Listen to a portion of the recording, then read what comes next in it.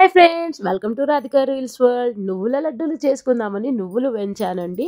So నువ్వుల లడ్డూల కోసం ఒక అర కేజీ నువ్వులకు అర కేజీ బెల్లంని తురుముకొని కొంచెం వాటర్ ఎక్కువ పడ్డాయి కానీ కొన్ని వాటర్ వేసుకొని బెల్లంని పాకం వచ్చేంత వరకు తిప్పుతూనే ఉండాలి.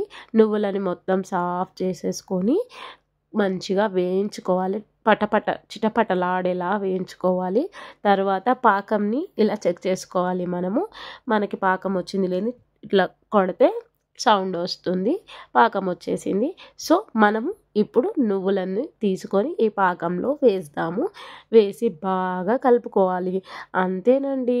తర్వాత మనం కింద ప్లేట్లో కానీ మన బండ పైన కానీ వేసుకున్న ఆయిల్ రుద్ది వేసుకోవాలి. చేతికి కూడా ఆయిల్ పెట్టుకొని కట్టేసుకోవాలి. వేడిగా ఉన్నప్పుడే కట్టాలి.